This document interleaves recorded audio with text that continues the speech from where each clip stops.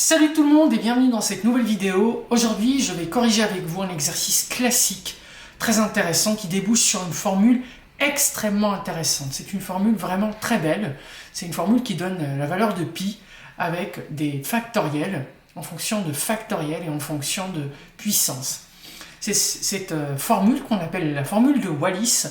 C'est une formule classique intéressante qui est présente dans beaucoup de problèmes, beaucoup de concours, beaucoup d'exercices, qu'on peut utiliser également dans certains oraux pour pouvoir aboutir à des résultats nous basant sur cette formule justement.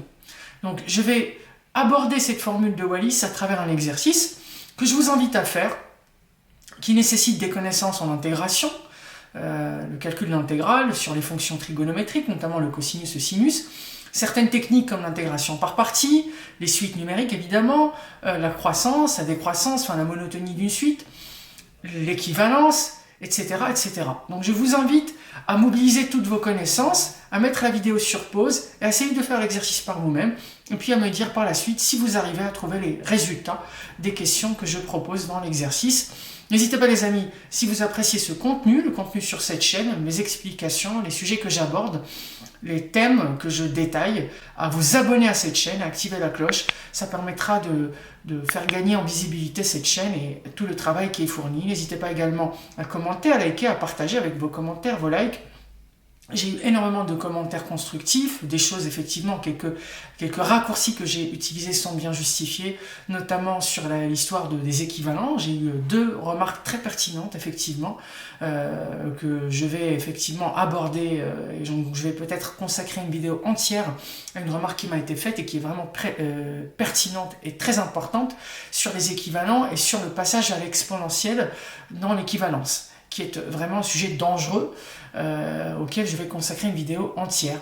Donc n'hésitez pas vous aussi les amis, si vous avez des remarques, à me les soumettre en commentaire, je me ferai un plaisir d'y répondre et de les noter. N'hésitez pas les amis également à me suivre sur les réseaux sociaux, sur Instagram et sur Facebook. N'hésitez pas à m'écrire à mounir.cours.particulier@gmail.com, mon adresse mail, si vous désirez un cours particulier individuel ou collectif, ou participer à l'un de mes stages de remise à niveau d'approfondissement mathématique en physique-chimie. Et donc les amis, on va commencer la résolution de cet exercice. Donc ici, on va considérer l'intégrale IN, qui est égale à l'intégrale entre 0 et pi demi de cosinus à la puissance n de t dt. Donc la première question, c'est de montrer que pour n entier naturel évidemment, on a supérieur à 2, IN est égal à n-1 sur n fois IN-2. Donc, correction. Comment démontrer cette relation, cette dépendance relationnelle, cette récurrence entre n et n-2? Alors, comment est-ce qu'on peut faire pour démontrer ça? Donc, pour démontrer ça, eh bien, les amis, qu'est-ce qu'on remarque? On remarque que l'intégrale ici, la suite IN, c'est une suite dont l'indice est l'exposant du cosinus qui se trouve à l'intérieur de l'intégrale que je calcule. Et donc j'ai le cosinus ici. Donc quand on a un cosinus puissance n de t, l'une des techniques qui sont classiques et qui peuvent sauter aux yeux, c'est la technique de l'intégration par partie. D'accord? Donc on va essayer de faire une intégration par partie ici. Donc soit n appartenant à n supérieur à 2, IN, notre intégrale IN, c'est l'intégrale entre 0 et pi demi de cosinus n de t, puissance n de t, dt. Ok, donc on va essayer de faire, appliquons une intégration par partie, unité t, donc une intégration par partie. N'hésitez pas les amis à la faire vous-même, hein, si vous le souhaitez, par partie. Appliquons l'intégration par partie à l'IN, à l'intégrale IN. Donc, une intégration par partie, ça revient à faire quoi exactement? À choisir une fonction U, U' et une fonction V, d'accord? Une fonction U' et une fonction V. Donc ici, on va prendre par exemple... Alors, comment ça se fait? Ben justement, remarquez bien que IN, c'est l'intégrale entre 0 et pi demi de cosinus n de t dt, donc du coup je peux écrire ça sous la forme cosinus de t fois cosinus n-1 de t dt, n'est-ce pas? une puissance, je peux décomposer en produit, justement, cosinus de t fois cosinus puissance n-1 de t. Et là, il me suffit de choisir deux fonctions, une dérivée, une fonction de base. Donc, la fonction dont je connais la primitive, ici, c'est cosinus de t, n'est-ce pas? Donc, je peux écrire, ici, je n'ai peut-être presque pas le choix, u' de t, ce sera cosinus de t, si je veux appliquer l'intégration par partie. v de t, ça va être cosinus de n-1 de t. En écrivant ça, je vais écrire une primitive de u', c'est u de t du coup, une des primitives. La primitive du cosinus, c'est le sinus de t. Très bien. Et la dérivée de cosinus n-1 de t, souvenez-vous les amis, c'est une fonction qui est composée ici. Et donc, ça nous donne n-1 fois cosinus n-2 de t. N'oubliez pas de multiplier par la dérivée du cosinus. La dérivée du cosinus, c'est moins sinus. Donc, j'ai pas suffisamment de place. Je vais zoomer et écrire plus petit.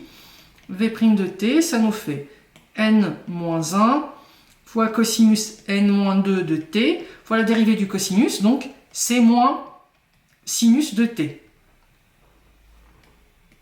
D'accord? N'hésitez pas les amis, quelquefois je vais vite en besogne, j'oublie des choses, n'hésitez pas à me dire en commentaire si jamais, évidemment, vous constatez une anomalie, quelque chose qui ne soit pas, personne n'est à l'abri d'erreurs de ce type-là, et puis ça, moi je suis absolument ouvert à toutes vos remarques. Donc IN est égal à quoi? Donc ici l'intégration par partie, on va prendre U fois V, et on va prendre ça entre 0 et pi demi. Donc, on va écrire sinus de t fois cosinus de n-1 de t entre 0 et pi demi moins l'intégrale de uv'. Alors, moins, n'oubliez pas, j'ai un moins ici. Moins, ça fait plus du coup. L'intégrale entre 0 et pi demi de n-1 cosinus n-2 de t, cosinus en puissance n-2 de t, et donc j'ai un sinus de t fois sinus de t, ça nous fait sinus carré t, n'est-ce pas? Sin carré t dt. Alors, ici c'est facile, parce que le premier terme, je veux dire, c'est assez simple. Pourquoi? Parce que sinus de pi demi, c'est 0. Si je remplace ça par sinus de pi demi fois cosinus de n-1 de pi demi, sin de pi demi, pardon, c'est 1. Le cosinus de pi demi, c'est 0. Et si je fais ensuite moins sinus de 0, cosinus n-1 de 0, le cosinus de 0 est égal à 0. Donc, quoi qu'il arrive, le premier terme sera nul. Donc, il restera tout simplement que le deuxième. Donc, le deuxième, j'ai n-1 qui est à l'intérieur, qui est une constante. Je peux faire sortir la constante. J'obtiens n-1 facteur de l'intégrale entre 0 et pi demi de cosinus n-2 de t fois sinus carré de t dt. Pas de problème, pas de crainte. Le n ici est supérieur ou égal à 2. Donc, la puissance n-2 est supérieure ou égale à 0. Ok. Donc, moi, dans les intégrales ici, j'ai pas cosinus j'ai pas sinus carré, j'ai cosinus carré. Alors, ici, évident, le sinus carré, je peux le remplacer par quoi? Par 1 moins cosinus carré. Donc, cette intégrale IN est égale à n-1 fois l'intégrale entre 0 et pi demi de cosinus n-2 de t. Le sin carré, c'est 1 moins cos carré t, n'est-ce pas? dt. Et je développe. Donc, si je développe ça, qu'est-ce que j'obtiens? IN égale, je garde mon n-1. Ici, je vais développer à l'intérieur. Donc, 0 à pi demi, l'intégrale entre 0 et pi demi. Je vais distribuer le cosinus n-2 à l'intérieur. On obtient cosinus n-2 de t, dt, n'est-ce pas? Cosinus n-2 de t. Je peux carrément séparer les intégrales. Dans ce cas, il faut ne pas oublier de... Alors, on va faire étape par étape plutôt que de nous hâter. Moins cosinus n-2 fois cosinus au carré de t, ça fait cosinus n de t, dt. D'accord? Et donc, les amis, ici, Je vais distribuer tout ça. Donc, qu'est-ce que j'obtiens? IN égale n-1 fois l'intégrale entre 0 à pi demi de cosinus n-2 de t dt moins, alors n'oubliez pas, il y a un signe moins et il y a un facteur avant, n-1 fois l'intégrale entre 0 et pi demi de cosinus puissance n de t dt. Alors, ici les amis, c'est quoi l'intégrale entre 0 et pi demi de cosinus n-2 de t? C'est in-2, n'est-ce pas? Donc in est égal à n-1 fois, ça c'est in-2. Et ici, c'est pareil, c'est moins n-1. Par contre, entre 0 et pi demi cosinus n de t, c'est in, n'est-ce pas? C'est in. Qu'est-ce que je remarque? Je remarque que j'ai in ici et j'ai in là. Donc, je vais prendre ce terme-là, je vais le déplacer à gauche et j'obtiens du coup in plus n, parce que le moins devient plus si je déplace, plus n moins 1 entre parenthèses in égale à n-1 fois in-2. Ici, bah, si je factorise par in, 1 plus n-1, ça fait n, fois in égale à n-1 fois in-2. Donc, pour isoler le in, je divise par n, on obtient in égale donc à n-1 divisé par petit n, in-2. Et donc, j'ai démontré cette propriété, quel que soit n appartenant à n, n supérieur à 2. Voilà les amis, la propriété qui est demandée ici, qu'on a démontrée pour petit n supérieur ou égal à 2, à travers une intégration par partie. Et ensuite, on a joué avec les éléments, on a remarqué que cosinus sin carré, c'est 1 moins cos carré, on a déplacé, on a fait un petit peu de gymnastique algébrique pour pouvoir, enfin calculatoire plutôt, pour pouvoir simplifier, trouver, isoler in et l'exprimer en fonction de in-2. Voilà, donc là, on a démontré ça. Question 2, montrer que in est décroissante. Montrer que in est décroissante. Alors, question 2. Donc, prouvons que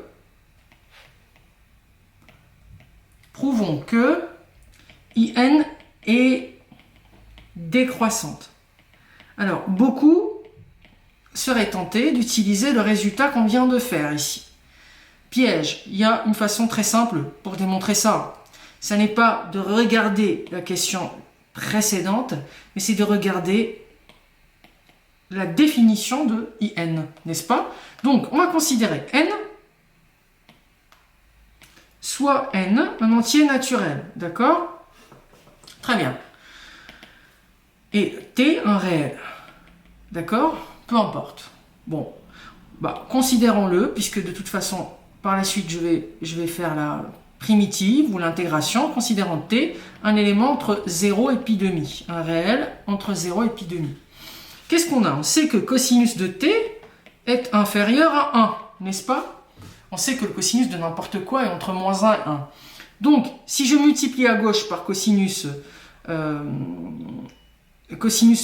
puissance n de t, on obtient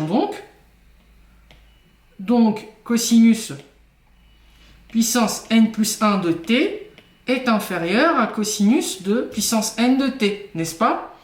Voilà, facile.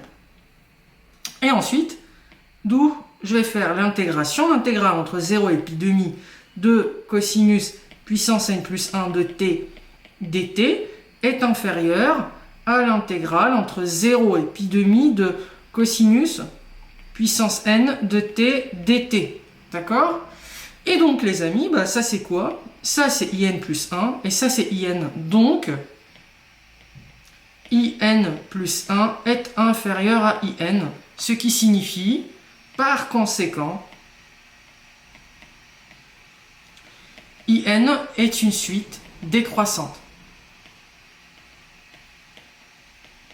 Ok, très bien. Donc là, on a trouvé une relation de récurrence entre in et in-2. On a prouvé que in est décroissante. Question suivante. Alors, la question suivante, c'est de prouver que le in, lorsque n tend vers l'infini, in divisé par in moins 1 tend vers 1. Très bien. Alors, n'hésitez pas évidemment à mettre sur pause, essayez de faire par vous-même, en essayant d'utiliser, d'employer les questions, les résultats des questions précédentes. Donc là, c'est la question 3, il me semble. Hop. Prouvons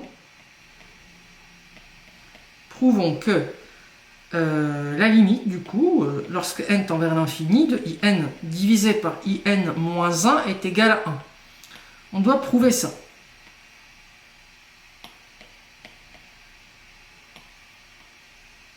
D'accord? Hop. On doit démontrer ce résultat. Alors, les amis, qu'est-ce qu'on a? Comment est-ce qu'on peut employer la décroissance? On a démontré, donc, soit n appartenant à n, soit n appartenant à n. Qu'est-ce qu'on a démontré? In est décroissante.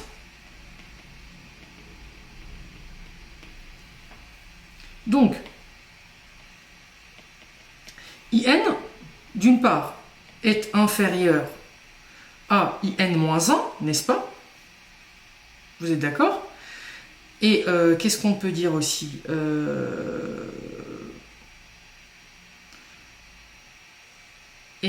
Supérieur,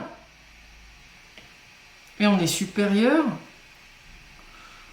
alors, on va pouvoir dire autrement. Ah, je vais encadrer in. In est supérieur à in plus 1 et inférieur à in moins 1. D'accord? Parce que la suite est décroissante. In plus 1 est inférieur à in, et in est inférieur à in moins 1. Donc, si on divise tout ça, évidemment, par in moins 1, alors ici, évidemment, je considère que petit n, n appartient à n étoile, hein, comme ça, c'est supérieur strictement à 1. Je ne me retrouve pas avec petit n égale 0, sinon ça fait i moins 1. Comme c'est une suite numérique, c'est pas possible. Donc, je divise par in moins 1. Qu'est-ce qu'on trouve? À droite, on trouve in moins 1 sur in moins 1, ça nous donne 1.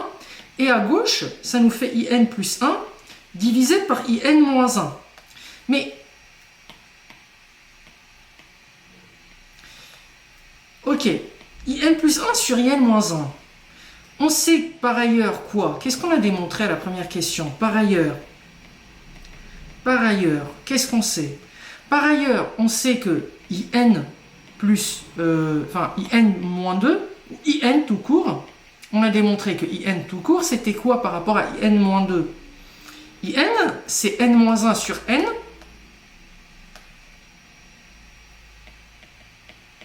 fois in moins 2, d'accord? Donc, et ce, quel que soit petit n, supérieur à 2, entier naturel. Donc, in plus 1, c'est exactement la même relation qu'il y a entre in plus 1 et in, je peux l'exprimer en fonction de in moins 1. Parce que si vous faites mon n moins 1 plus 2, ça fait n plus 1.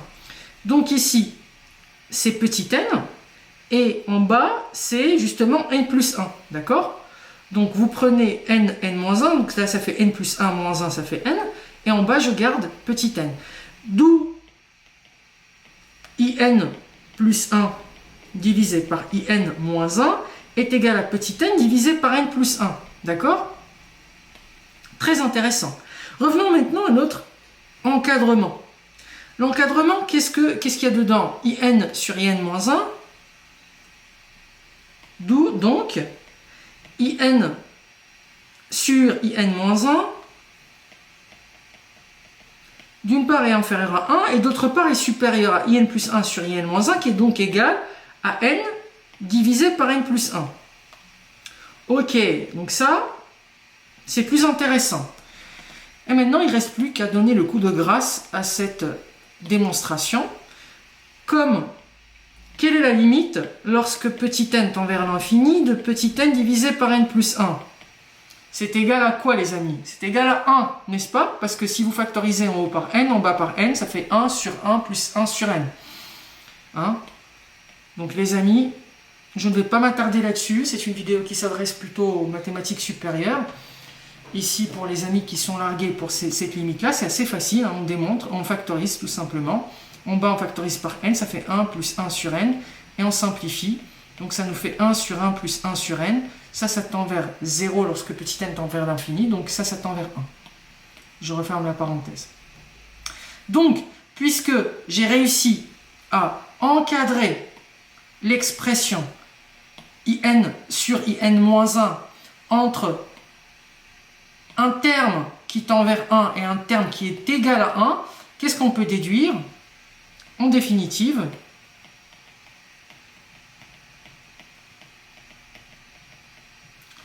on déduit que la limite, lorsque n tend vers l'infini, de in sur in-1 est égale à 1. Voilà. Voilà les amis, comment est-ce qu'on peut démontrer ça? On a employé la décroissance de in pour démontrer ça. Ensuite, on a divisé par in-1. Et par la suite, effectivement, on a utilisé la relation qui existe entre in plus 1 et in-1 qu'on a démontré par une intégration par partie à la première question. Alors, il y en a qui vont me dire, mais ça, je l'ai fait pour petit n de n étoiles. Bon, écoutez les amis, c'est une limite qui va se faire en plus infini. Donc n sera par définition infiniment grand. Donc que petit n soit supérieur à 1, à 2, à 3, même à 10 000, c'est tout à fait possible. Ça ne pose aucun problème parce qu'on est en train d'examiner la limite lorsque petit n tend vers l'infini. Donc ici, on n'a pas à prouver quoi que ce soit pour petit n égale à 0, etc. J'ai eu cette remarque de certains élèves. C'est une limite, donc on s'en fout du rang. Enfin, on prend un rang qui est important, enfin, c'est sous-jacent. C'est sous-entendu dans la démonstration, dans le raisonnement. Ah, et maintenant, question 4, c'est la question la plus intéressante ici. La plus importante, c'est la fameuse formule de Wallis. Alors, vous êtes peut-être en train de vous dire, mais quel est le rapport entre ce qu'on vient de démontrer, cette formule de Wallis? Comment est-ce qu'on peut mobiliser les informations précédemment démontrées ou données dans l'énoncé pour pouvoir démontrer cette relation-là, cette formule? 4. Alors 4, la formule de Wallis. Donc, démontrons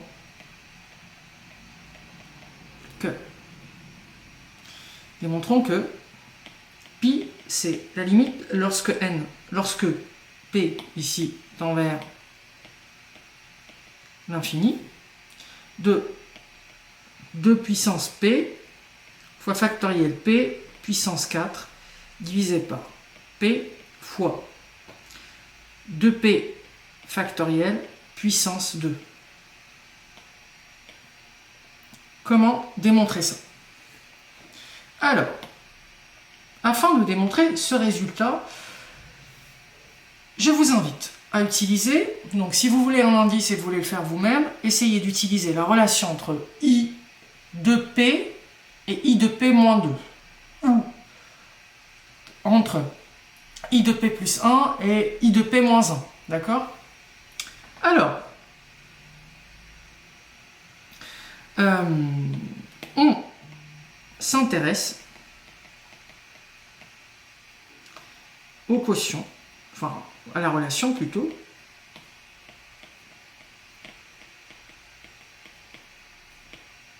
entre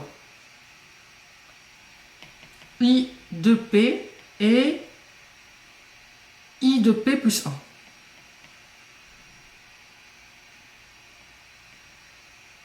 Et i de p plus 1. Alors, qu'est-ce qu'on a? Remarquez bien, si on fait i de p, c'est quoi? C'est 2p moins 1, donc i de p en bas, hein, c'est une sous-suite ou une suite extraite de la suite in. D'accord? Si vous faites i de p, c'est 2p moins 1 sur 2p fois i de p moins 2. J'ai simplement appliqué la formule que j'ai démontrée avec une intégration par partie au tout début de l'exercice, à savoir que IN est égal à N moins 1 sur N fois IN moins 2. D'accord? C'est ça qu'on a démontré, je crois. Oui, il me semble. Tout à fait. Donc, cette relation-là, je l'applique ici à I de P. Alors, à chaque fois que vous avez une relation de récurrence entre n et n-2, ou entre n plus 2 et n, essayez de faire nombre pair, nombre impair. Donc là, pour les nombres pairs, en gros, j'essaie de voir pour les nombres pairs. I de P, c'est ça. Alors, les amis, vous êtes d'accord, je peux répliquer la même chose pour exprimer I de P moins 2 en fonction de I de P moins 4, n'est-ce pas? Donc je vais avoir 2P moins 1 sur 2P, fois, donc pareil ici, 2P moins 2 moins 1, ça fait 2P moins 3, sur 2P moins 2, fois I de P moins 4, etc., etc. Donc, par récurrence, je peux démontrer que I de P, c'est quoi? C'est 2P, enfin c'est évident, fois 2P moins 3, fois, donc ce sont les nombres impairs à partir de 2P moins 1 en descendant. Donc le dernier terme positif à partant de 2P moins 1, c'est pour P égale à 1. Donc ça fait, ensuite, ça fait 3 et 1, d'accord? Tous les nombres impairs, 3, 1. Je divise ça par 2P fois 2P moins 2, etc. Donc là, pareil, ce sont les nombres pairs à partir de 2P en descendant. Donc, j'arrive jusqu'à 4 fois 2, d'accord? Et je m'arrête ici. Et donc, le dernier nombre ici, c'est quoi? Si je suis 1, 2, ça veut dire que j'ai exprimé quoi? I2 en fonction de I0, n'est-ce pas? I0. N'oubliez pas, le terme qui se trouve ici, je fais moins 2. Donc, si le dernier ici, c'est 2, ici, c'est 0. Ok. Très bien. Alors, bon, I0 c'est quoi? Bon, ça, gardez-le dans un coin, on va juste faire une petite parenthèse. I0 c'est quoi? I0, c'est l'intégrale entre 0 et pi demi de cosinus puissance 0 de t dt. C'est quoi cosinus puissance 0? C'est 1. Donc c'est l'intégrale entre 0 et 1 de dt en fait. C'est comme si on avait 1 dt. Donc c'est t entre 0 et pi demi, donc c'est égal à pi demi, n'est-ce pas?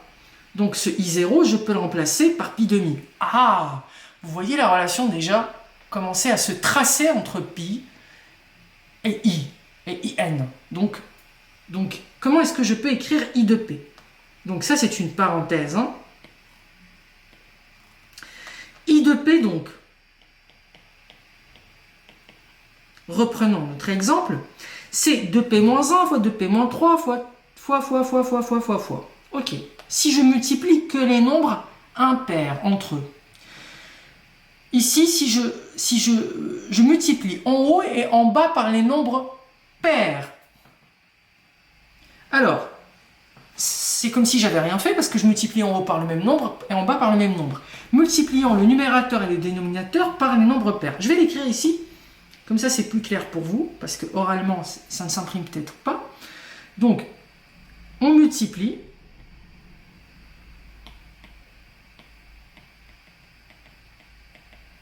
le numérateur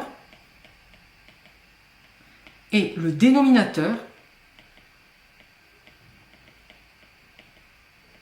par le produit. Donc c'est comme si je n'avais rien fait finalement, je multiplie par le même nombre, c'est le produit. Et du coup, c'est quoi ce produit? Qu'est-ce qui me manque pour avoir la factorielle au numérateur? 2P, 2P-2, etc. Donc du coup, 2P, 2P-2, tous les nombres pairs. Donc c'est quoi les nombres pairs? C'est justement les nombres qui sont déjà présents au dénominateur. Donc ce sont les nombres qui me manquent au numérateur pour avoir une factorielle. Donc jusqu'à 4 fois 2, d'accord? Du coup, qu'est-ce qui va se passer? I de P en haut, quand je vais multiplier par ces nombres-là, eh ben, je vais avoir tous les nombres finalement pairs et impairs à partir de 2P, n'est-ce pas? Donc, ça va nous donner 2P factoriel de P en fait. Et en bas, j'ai déjà 2P, j'ai déjà 2P moins 2, j'ai déjà, etc., etc. Donc, c'est comme si j'avais 2P au carré fois 2P moins 2 au carré fois jusqu'à 4 au carré, d'accord, fois 2 au carré, bien sûr. Fois I0 à l'extérieur, ne l'oubliez pas. Mais I0, on a trouvé que c'était pi demi. Donc, je vais écrire fois pi demi. Ok. Bon. Alors, ce qu'on va faire, c'est qu'on va faire un truc technique. Enfin, technique. On va sortir les deux. Et donc, parce que ce sont des nombres pairs, je vais factoriser par 2 en bas. Donc, n'oubliez pas que c'est un 2 au carré, parce que chaque 2, à l'extérieur, j'ai un carré, n'est-ce pas? N'oubliez pas que j'ai un carré, un carré, un carré, un carré. Donc 2 carrés, 2 carrés, 2 carrés, 2 carrés. Donc 2 au carré se répète combien? 2 fois. 2 au carré se répète P fois. D'accord? 2 au carré se répète P fois. Soit on peut faire ça, soit on peut, autrement, ce sera plus simple, plus esthétique en fait, c'est de mettre tout ça au carré, parce que si vous avez A carré fois B carré, ça nous fait A fois B le tout au carré, n'est-ce pas? Mettons tout ça au carré. Donc, c'est mieux. 2P, 2P moins 2, etc. jusqu'à 4 fois 2, tout ça au carré, fois pi demi. Et factorisons, oui, factorisons chacun des termes par 2 ici, d'accord? Donc, on aura un 2 qui se répète P fois, puisqu'on a combien de termes en bas? On a P termes, donc on va avoir 2 puissance P, et il y aura quoi une fois que j'ai factorisé par P? Donc, il restera P ici, il restera P ici, P-1 là, P-2 ici, 2, 1, d'accord? Il restera un produit d'éléments descendant à partir de P. Donc, ça nous fait factoriel P en fait. Donc, tout ça, n'oubliez pas, au carré, en haut, ça n'a pas changé, factoriel de P fois pi demi, ok? Et donc ça, c'est I de P. Très bien. Donc là, c'est une simplification assez délicate. Quelquefois, on nous la demande dans les exos, quelquefois pas. Donc, il faut être en mesure de pouvoir exprimer I de P sous cette forme-là, en fait. Il faut maîtriser les calculs. Très bien. Alors, maintenant, I de P plus 1. On a exprimé I de P, maintenant, faisons I de P plus 1. Bah, I de P plus 1, c'est la même chose, hein. D'autre part, I de P plus 1, c'est quoi? Pareil, hein, c'est 2P ici, parce que si je prends ça, j'enlève 1, et je divise par la même chose, 2P plus 1, fois I de P plus 1 moins 2, ça fait I de P moins 1. Je vais faire la même chose, la même technique. N'hésitez pas, si vous n'avez pas réussi à faire la I de P et que vous avez compris, à me faire la I de P plus 1 aussi, en vous inspirant de ce que j'ai fait. Donc c'est la même chose, c'est 2P sur 2P plus 1, I de P moins 1, si je veux faire la même chose, bah, ça va me faire 2P moins 2 sur 2P moins 1, etc., etc., n'est-ce pas? Jusqu'à arriver donc où le dernier terme impair, ici, à partir de 2P, ça va être I1. Donc, le dernier terme, c'est I1. Donc, avant I1, donc, ici, bah, ça va être tout simplement, on multiplie le nombre pair, donc ça va être 2. D'accord? Et en bas, on va avoir 3, tout simplement. Parce qu'en bas, c'est 2 plus 1, enfin, c'est n plus 1, donc 2P plus 1. Donc 2 fois 1, et en bas c'est 2 fois 1 plus 1, ça fait 3. Ok. Donc, rassemblons tout ça. On obtient donc en haut 2P, facteur de 2P moins 2, jusqu'à 2, et en bas 2P plus 1, produit jusqu'à arriver à 3 fois I1, I de P plus 1. Alors, comme tout à l'heure, essayons de calculer I1. Le I1, c'est quoi? C'est assez facile. I1, c'est l'intégrale entre 0 et pi demi de cosinus puissance 1 de t dt. La primitive du cosinus, c'est le sinus.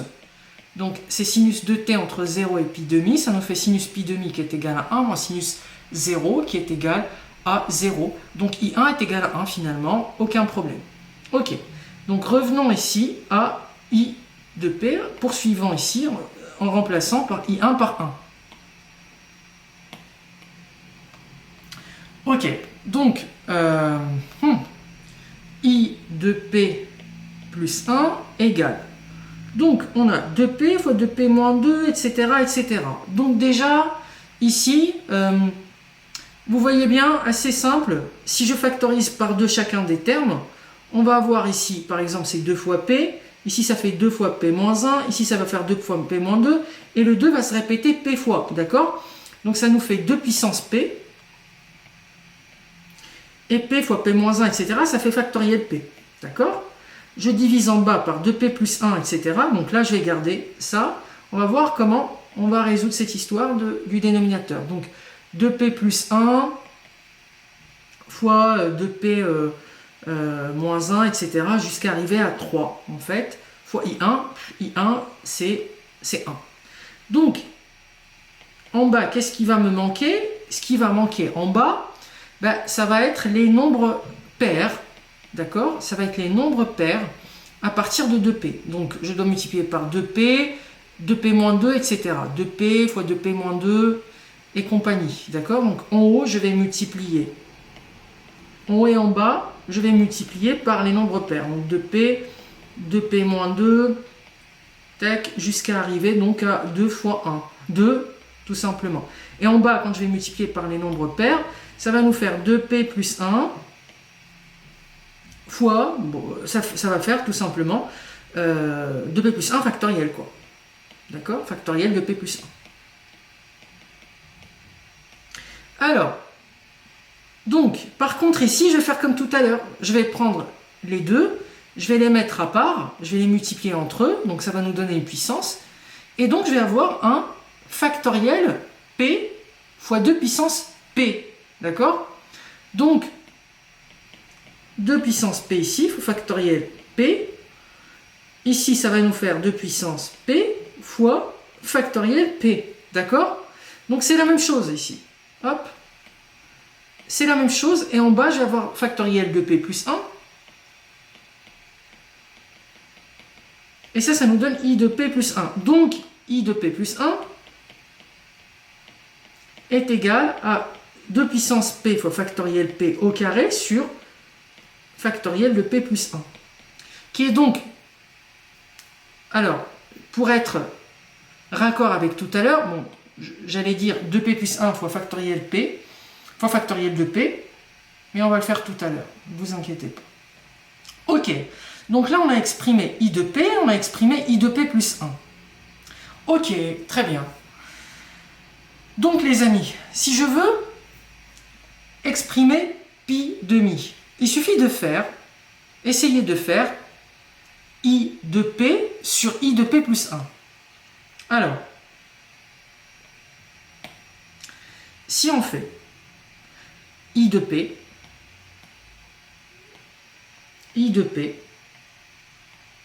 sur i de p plus 1. i de p, qu'est-ce qu'on a trouvé? On a trouvé que c'était factoriel de p factoriel de p,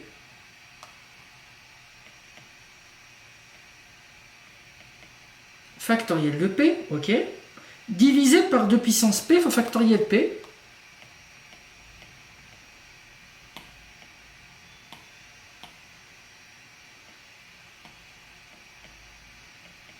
fois factoriel p au carré. Pas besoin de faire les... Ah, c'est vrai que c'est plus intéressant de mettre les parenthèses parce qu'on ne sait pas si c'est 2. Ouais, c'est important.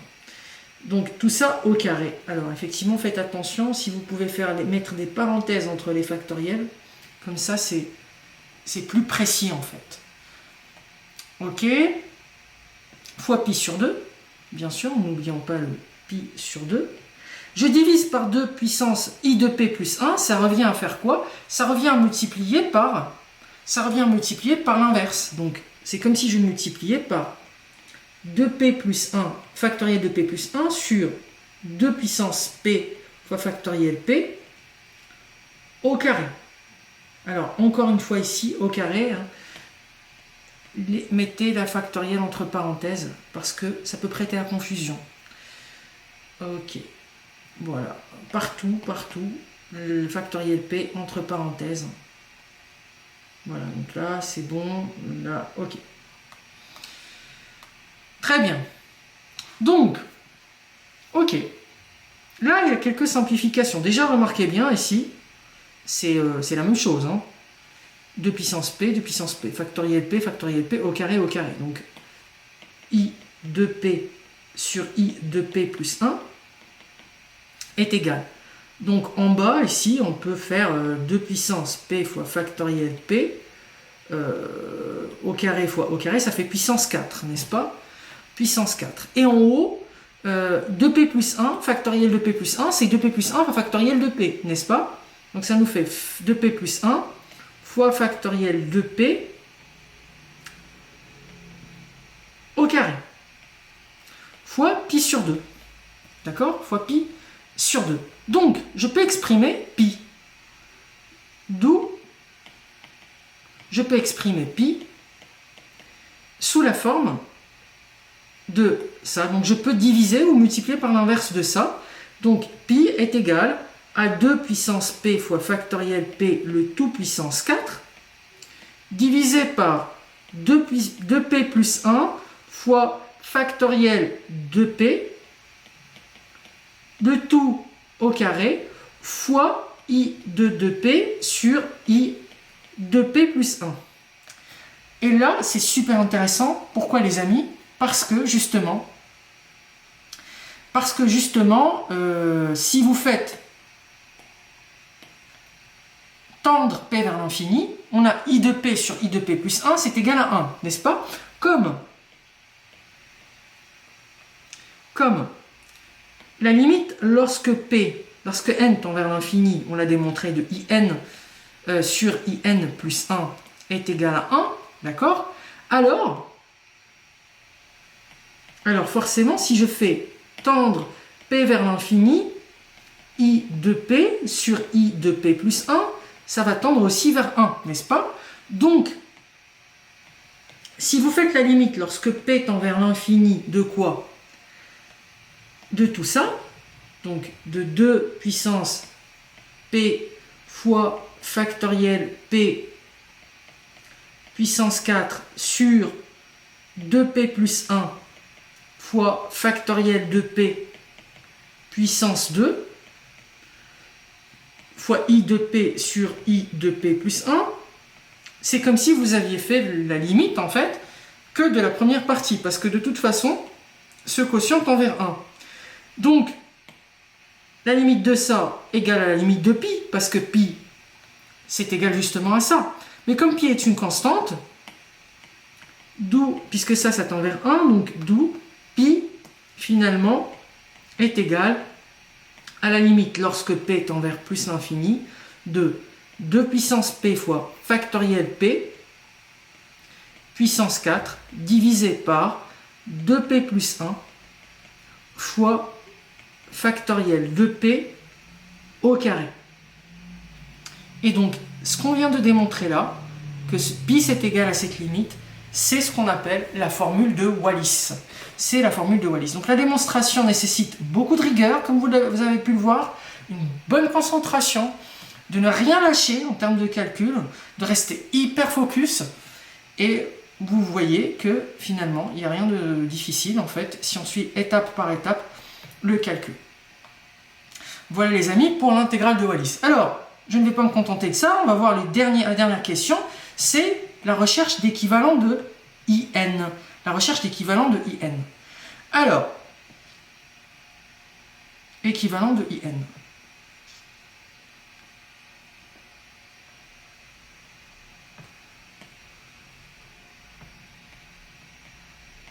Équivalent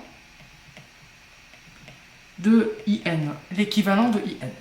Comment trouver l'équivalent de IN? Eh bien, là, il faut que je vous donne peut-être un indice. Alors, essayez d'étudier la suite n fois IN moins 1. D'accord? Cette suite n fois IN moins 1. Alors, comment elle est cette suite? Oula, petite erreur. Qu'est-ce qui se passe? Fermeture abrupte de mon Word. Qui est sans doute fatigué. Bon, ça m'a supprimé la question. Je ne sais plus si c'était 4 ou 5 en fait. Question 4 ou 5. 5. Alors, la question 5.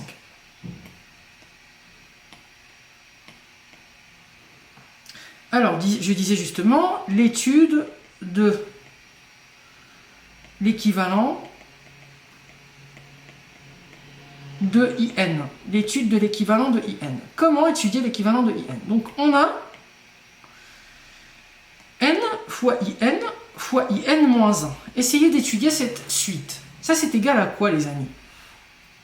À quoi est-ce égal? C'est égal à N-1 fois IN-1 fois IN-2. Alors, pourquoi? Eh bien, c'est très simple. Parce que si vous faites IN sur IN-2, d'accord? IN, qu'est-ce qu'on a trouvé à la première question? On a trouvé que IN divisé par IN-2 est égal à quoi? IN sur IN-2. C'est N-1 sur N, n'est-ce pas? C'est N-1 sur N. Donc, ça on l'a même vu quand on a étudié les variations de la suite. Souvenez-vous, quand on avait fait l'encadrement, ici, on a fait IN plus 1 sur IN-1. Ah oui, on avait fait IN plus 1 sur IN-1, on a trouvé N sur N plus 1. Ben ici, c'est la même chose si vous faites ça pour la relation qui lie IN-2, d'accord? Et bien là, ça veut dire que si vous multipliez ça par ça, donc ça par ça, oula, si vous multipliez les deux, ça par ça, car, bon, je vais commencer autrement. Soit petit n appartenant à n, et n supérieur à 2, d'accord? On a IN divisé par IN-2 est égal à N-1 sur N fois IN-2, parce que IN c'est IN-1, c'est N-1 sur N fois IN-2. Donc, N fois IN est égal à N-1 fois IN-2. Si vous multipliez de part et d'autre par N-1, N fois IN fois IN-1 égale à N-1 fois NIN-1, j'ai placé ici, fois IN-2. Donc, si on considère, si JN est une suite qui est égale à N fois IN fois IN-1, d'accord? Et bien, cette suite JN est constante, n'est-ce pas? Cette suite est constante. D'où, puisque cette suite c'est constante, elle est égale à son premier terme. D'où JN, qui est égal à N fois IN IN-1, est égal à 1 fois I1 fois I0, n'est-ce pas? Si je remplace petit n par 0, par 1, petit n par 1, et ben on va trouver que c'est égal à 1 fois I1 fois I0. Donc, or, I1 est égal à combien? I1 égale à 1, I0 est égal à pi demi. Donc ça, c'est égal à pi demi. Donc, n fois IN moins 1 est égal à pi demi. Essayez de vous baser sur ça pour trouver un équivalent de IN, les amis. Vraiment, c'est très facile. Alors, comme IN est équivalent à IN-1 lorsque n tend vers plus infini. Pourquoi? Parce que je sais que le quotient IN sur IN-1 tend vers 1 lorsque petit n tend vers l'infini. On l'a démontré déjà, la limite c'est 1. Alors, du coup, en plus infini, qu'est-ce qu'on a en fait? On a quoi? La partie de gauche, n fois IN moins 1 est équivalente lorsque n tend vers l'infini à n fois IN au carré, n'est-ce pas? Fois IN au carré, parce que comme IN moins 1 est équivalent à IN, je peux remplacer par IN, donc ça fait IN fois IN au carré, mais ça, c'est égal à pi demi, n'est-ce pas? Donc pi demi est équivalent en plus infini, bien sûr, lorsque petit n tend vers plus infini, n fois in au carré, donc est équivalent à pi demi. D'où, ça veut dire quoi? Ça veut dire que la limite, en fait, du quotient est égale à 1, n'est-ce pas? C'est ça que ça signifie. Donc, in au carré est équivalent, lorsque n tend vers l'infini, à pi sur 2n, n'est-ce pas? Donc, in est équivalente, lorsque petit n tend vers l'infini, à la racine carrée de pi sur 2n. Ça, c'est très intéressant, les amis, à démontrer. Hein. Donc, le fait de voir qu'en utilisant cette limite-là, cette suite n fois in-1, on aboutit à une suite qui est constante et on trouve un équivalent par ailleurs de petit n fois in-1 qui est égal à petit n fois in au carré. Donc petit n fois in au carré tend vers la limite qui est constante du coup puisqu'elle est toujours constante à pi demi lorsque petit n tend vers l'infini, nous permet de démontrer ou de prouver que lorsque petit n tend vers l'infini, in est équivalente à la racine carrée de pi sur 2n. C'est un exercice très intéressant, très instructif, très beau, que j'apprécie particulièrement, qui regorge de techniques, qui regorge de petites pépites en fait, de calcul, une intégration par partie, de raisonnement, des idées originales. J'espère que mon exposé de la correction de cet exercice vous aura plu. J'espère que vous avez appris des choses, j'espère que vous avez réussi à faire quelques-unes des questions, peut-être les plus faciles et peut-être aussi les plus difficiles aussi.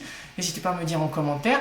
N'hésitez pas les amis à vous abonner à cette chaîne, à activer la cloche pour soutenir tout le travail qui est fait sur cette chaîne. N'hésitez pas à liker, partager, commenter par vos remarques. N'hésitez pas également à me suivre sur les réseaux sociaux, à m'écrire à monir.cours.particulier@gmail.com si vous êtes intéressé par un cours particulier, individuel ou collectif. N'hésitez pas également à m'écrire si vous êtes intéressé par un stage de remise à niveau d'approfondissement en mathématiques, en physique, chimie.